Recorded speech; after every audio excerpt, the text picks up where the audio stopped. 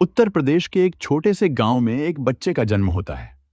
बच्चा जैसे जैसे बड़ा होता है, वैसे ही परिवार को एहसास होने लगा कि उनका बच्चा बाकी बच्चों से अलग है। और यही बात आगे चलकर उसकी पूरी जिंदगी बदलने वाली थी। आज हम बात करेंगे तमन्ना केस की, एक ऐसी लड़की की कहानी जिसने प्यार पर भरोसा किया, लेकिन वही भरोसा उसकी मौत की वजह बन गया। पूरी कहानी जानने के लिए वीडियो अंत तक जरूर देखिए। नमस्कार दोस्तों, मैं हूं नवीन कुमार। तमन्ना का जन्म उत्तर प्रदेश के कासगंज जिले के एक छोटे से गांव पचगई में हुआ था। परिवार में 4 बच्चों में वो सबसे छोटी थी। पिता ने मां को समझाया कि जो होना है देखा जाएगा, बस बच्चे की असलियत किसी को पता न चलने पाए। उन्होंने बच्चे का नाम पुष्पेंद्र रख दिया। परिवार ने काफी समय तक लोगों से ये बात छिपाई, लेकिन जैसे जैसे पुष्पेंद्र बड़ा हुआ, लोगों को उसकी चाल ढाल और बोलने के तरीके में फर्क दिखने लगा। धीरे धीरे गांव वालों को उसकी असलियत का पता चल गया। फिर वही हुआ जिसका परिवार को सबसे ज्यादा डर था। एक दिन कासगंज की भोली नाम की किन्नर की नजर पुष्पेंद्र पर पड़ी। उसने तुरंत उसकी असलियत पहचान ली और उसे अपने साथ ले गई। उस समय पुष्पेंद्र की उम्र महज 12 से 13 साल थी। तब तक उसकी मां की मौत हो चुकी थी। पिता सन्यासी बनकर घर छोड़ चुके थे। बड़े भाई अपनी शादी के बाद अपनी जिंदगी में व्यस्त हो गए थे। घर में उसकी चिंता करने वाला कोई नहीं बचा था। इसलिए जब भोली उसे अपने साथ ले गई तो पुष्पेंद्र ने सोचा कि अब यही उसके लिए अच्छा है। वह भोली के साथ चला गया। भोली के घर पहुंचकर शुरू शुरू में पुष्पेंद्र को सब कुछ बहुत अजीब लगा, लेकिन वहां रहते रहते उसे अच्छा लगने लगा। वह उनके जैसे कपड़े पहनने लगा और उनके साथ बधाई गाने भी जाने लगा। अब पुष्पेंद्र उन लोगों के बीच रहने लगा था। धीरे धीरे वही उसकी दुनिया बन गई।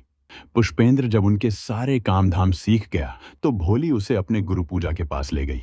पूजा ने पूरे रीति रिवाज के साथ पुष्पेंद्र को अपने परिवार में शामिल कर लिया। उसका नया नाम रखा गया तमन्ना। शुरू के कुछ दिनों तक तमन्ना भोली के साथ रही। उसके बाद वह अपने गुरु पूजा के साथ गंदे नाले के किनारे बने घर में रहने लगी। अब तमन्ना ने अपनी जिंदगी की सच्चाई को पूरी तरह स्वीकार कर लिया था। तमन्ना की पहचान धीरे धीरे इलाके में बनने लगी। लोग उसे पसंद करने लगे और उसकी कमाई भी अच्छी होने लगी। एक दिन कासगंज के पास बहेड़िया गांव में मुकेश यादव के घर बेटा हुआ।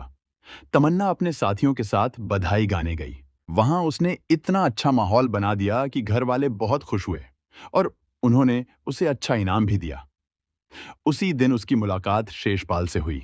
दरअसल मुकेश का छोटा भाई शेषपाल तमन्ना पर मोहित हो गया था। उसने तमन्ना से उसका मोबाइल नंबर मांगा और तमन्ना ने बिना कुछ सोचे उसे नंबर दे दिया। फोन नंबर लेने के बाद शेषपाल और तमन्ना की बातें शुरू हो गईं। शुरू में तो बस छोटी छोटी बातें होती थीं, लेकिन धीरे धीरे दोनों रोज फोन पर बात करने लगे। शेषपाल दिन में कई बार मैसेज करता और तमन्ना को अच्छा अच्छा बोलता। कुछ दिनों बाद दोनों एक दूसरे से मिलने भी लगे। शेषपाल अपनी टेम्पो लेकर तमन्ना को ले जाता और शहर से बाहर एकांत जगह पर दोनों घंटों तक बातें करते। शेषपाल का व्यवहार बाकी लोगों से अलग था। शायद इसी वजह से तमन्ना जल्दी इमोशनली जुड़ गई। वह शेषपाल की बातों पर बहुत विश्वास करने लगी। कुछ दिनों बाद तमन्ना की गुरु पूजा को पता चल गया कि तमन्ना किसी लड़के से मिल रही है। पूजा ने तमन्ना को बुलाकर बहुत गंभीरता से समझाया। उन्होंने कहा कि मर्द अक्सर हिजड़ों का सिर्फ फायदा उठाते हैं, प्यार का दिखावा करके इस्तेमाल करते हैं और बाद में छोड़कर चले जाते हैं। इसलिए बहुत सावधान रहने की सलाह दी। लेकिन तमन्ना पूजा की बात मानने को तैयार नहीं थी। वह पूरी तरह शेषपाल पर विश्वास कर चुकी थी। उसे यकीन था कि शेषपाल सच में उससे प्यार करता है और शादी करना चाहता है। पूजा ने दुनिया देख रखी थी। उन्होंने तमन्ना को बहुत समझाने की कोशिश की, लेकिन जब देखा कि तमन्ना का मन पूरी तरह अटका हुआ है तो उन्होंने जोर जबरदस्ती नहीं की। धीरे धीरे दोनों का प्यार गहराता गया। तमन्ना ने सोचा कि शादी के बाद वे कोई बच्चा गोद ले लेंगे और अपना एक छोटा सा खुशहाल परिवार बसाएंगे। शेषपाल ने तमन्ना को भरोसा दिलाया कि ऑपरेशन के बाद दोनों सामान्य पति पत्नी की तरह जिंदगी जी पाएंगे। यह सुनकर तमन्ना हैरान रह गई। उसे उम्मीद नहीं थी कि ऐसा भी हो सकता है। शेषपाल ने बताया कि इसमें 3 से 4 लाख रुपए खर्च आएंगे, लेकिन उसके बाद तमन्ना सचमुच की औरत बन जाएगी। तमन्ना को पहली बार लगने लगा था कि शायद उसकी जिंदगी भी बदल सकती है। अब वह उसे अपना सब कुछ मानने लगी थी। वह शादी के बाद एक नई जिंदगी शुरू करने के सपने देखने लगी। जब शेषपाल ने कहा कि अब वह तमन्ना के बिना नहीं रह सकता, तो तमन्ना ने कहा कि पहले शादी कर लो, उसके बाद ही वह उसके घर आएगी। शेषपाल तमन्ना को अपने गांव ले गया और वहां मंदिर में दोनों ने शादी कर ली। जब शेषपाल तमन्ना को घर लेकर आया, तो पूरे परिवार वाले हैरान रह गए। शेषपाल घर का बड़ा और दबंग बेटा था, इसलिए कोई खुलकर कुछ बोल नहीं सका। लेकिन जब घर वालों को पता चला कि जिस लड़की से शेषपाल ने शादी की है वो ट्रांसजेंडर है, परिवार ने इस रिश्ते का विरोध शुरू कर दिया। उसकी मां उर्मिला और पिता मोहनलाल ने खुलकर विरोध किया। शेषपाल ने उन्हें चुप कराने के लिए कहा कि तमन्ना के पास बहुत पैसा है और ऑपरेशन के बाद वो पूरी तरह लड़की बन जाएगी। उसके बाद सब ठीक हो जाएगा। लेकिन मोहनलाल चुपके तमन्ना के पैसे ऐंठने लगा। उसने तमन्ना से पैसे लेकर अपना पूरा घर पक्का करवा लिया। धीरे धीरे मोहनलाल तमन्ना को घर से निकालने का बहाना ढूंढने लगा। शेषपाल इस बात पर राजी नहीं था। मोहनलाल ने शेषपाल को समझाया कि तमन्ना के कारण पूरे परिवार की बदनामी हो रही है। अगर वह घर में रही तो बाकी बच्चों की शादियां भी मुश्किल हो जाएंगी। हिजड़े से वंश तो चल नहीं सकता। प्यार का नशा उतरने के बाद पछतावा होगा, लेकिन तब बहुत देर हो चुकी होगी। दूसरी तरफ तमन्ना शेषपाल पर लगातार ऑपरेशन के लिए दबाव डाल रही थी, लेकिन डॉक्टर अभी पूरा भरोसा नहीं दे पाए थे।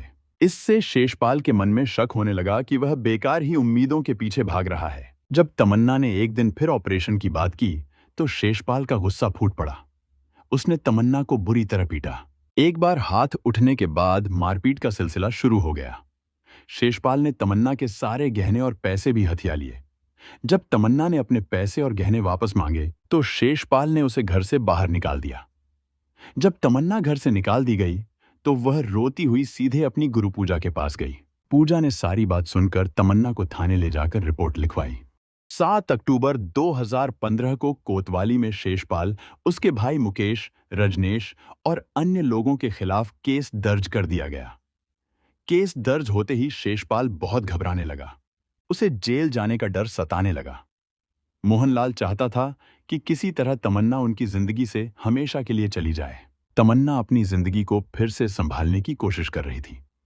तभी एक दिन शेषपाल मोटरसाइकिल लेकर उसके पास आया। वह उसे मनाने लगा और अपनी गलतियों के लिए माफी मांगने लगा।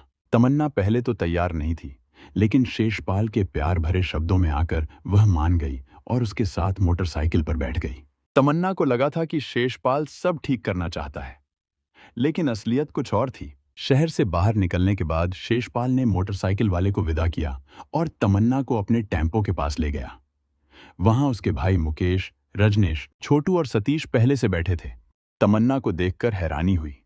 उसने कुछ पूछने से पहले ही शेषपाल ने कहा कि वे सब मिलकर नई शुरुआत करना चाहते हैं, इसलिए पहले योगीपुर के माता के मंदिर में माथा टेकने जा रहे हैं।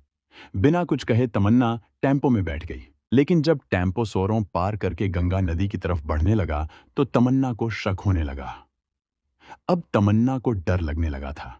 उसे समझ नहीं आ रहा था कि आखिर ये लोग उसे कहां ले जा रहे हैं। चारों तरफ रास्ता सुनसान था।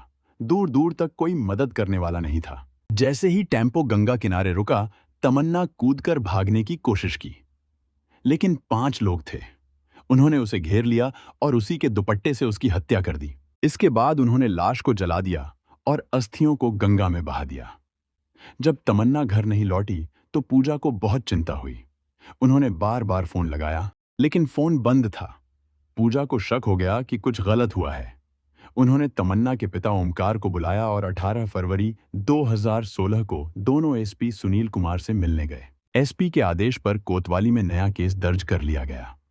20 फरवरी को पुलिस ने मोहनलाल को गिरफ्तार कर लिया। बाकी आरोपियों ने फरार होने की कोशिश की। 23 फरवरी को जांच अधिकारी अशोक कुमार ने शेषपाल और रजनेश को कासगंज बस स्टैंड से गिरफ्तार कर लिया। दोनों दिल्ली भागने की तैयारी में थे। थाने में पूछताछ के दौरान दोनों ने कबूल कर लिया कि उन्होंने तमन्ना की हत्या कर दी थी। लाश को जला दिया और अस्थियों को गंगा नदी में बहा दिया। शेषपाल ने बताया कि तमन्ना उसके गले पड़ गई थी। वह उससे छुटकारा पाकर किसी सामान्य लड़की से शादी करना चाहता था और अपना घर बसाना चाहता था। तमन्ना ने उसके खिलाफ रिपोर्ट दर्ज करा दी थी, जिसकी वजह से उसे और उसके पूरे परिवार को जेल जाने का खतरा हो गया था। समाज में बदनामी भी हो रही थी। इसी डर और बदनामी से बचने के लिए उसने तमन्ना को मारने का फैसला कर लिया। पुलिस ने इस मामले में शेषपाल समेत 5 आरोपियों पर धारा 302 हत्या, 120 बी साजिश, 201 सबूत मिटाना और 34 के तहत केस दर्ज किया। इस केस की सबसे बड़ी चुनौती यह है कि तमन्ना का शव पहले ही जला दिया गया था, इसलिए उसके मिलने की अब कोई संभावना नहीं है। लेकिन सुप्रीम कोर्ट के अनुसार अगर पुलिस मजबूत और पुख्ता सबूतों के आधार पर हत्या साबित कर दे तो शव बरामद न होने पर भी आरोपियों को सजा दी जा सकती है। पुलिस ने लास्ट सीन थ्योरी का सहारा लिया है, यानी उन गवाहों के बयान जो तमन्ना को आखिरी बार शेषपाल के साथ टेम्पो में जाते हुए देखा था। इसके अलावा मोबाइल लोकेशन, टेम्पो की बरामदगी और आरोपियों के इकबालिया बयान के आधार पर पुलिस केस को मजबूत करने की कोशिश कर रही है। दोस्तों, तमन्ना की कहानी यहीं खत्म हो गई, लेकिन इस केस ने कई ऐसे सवाल छोड़ दिए जिनके जवाब आज भी हमारे समाज के पास नहीं है। तमन्ना बस एक ठीक ठाक जिंदगी चाहती थी। वो चाहती थी कि कोई उसे अपनाए, उसके साथ अपना घर बसाए। दुख की बात यह भी थी कि तमन्ना को शायद कभी वैसे स्वीकार ही नहीं किया गया जैसी वो थी। बचपन से ही उसे अलग नजरों से देखा गया, घर से दूरी मिली, समाज से ताने मिले और बाद में जिन लोगों पर उसने भरोसा किया उन्होंने भी उसका इस्तेमाल किया। पुलिस जांच में जो बातें सामने आईं वो ये दिखाती हैं कि कैसे लालच, डर और समाज की सोच ने मिलकर एक इंसान की जिंदगी खत्म कर दी। कई बार लोग किसी इंसान की मजबूरी और भावनाओं का फायदा उठाने लगते हैं और जब उनका मतलब पूरा हो जाता है तो वही रिश्ता बोझ लगने लगता है। शायद यही वजह है कि आज भी बहुत से ट्रांसजेंडर लोग खुद को समाज से अलग महसूस करते हैं। उन्हें बराबरी और सम्मान तो दूर, कई बार सामान्य इंसान की तरह भी नहीं देखा जाता। तमन्ना अब इस दुनिया में नहीं है, लेकिन उसका मामला ये जरूर याद दिलाता है कि हर इंसान इज्जत और अपनापन चाहता है, चाहे वो किसी भी पहचान का हो। आप इस पूरे मामले के बारे में क्या सोचते हैं? कमेंट करके अपनी राय जरूर बताइए। मिलते हैं अगली कहानी में।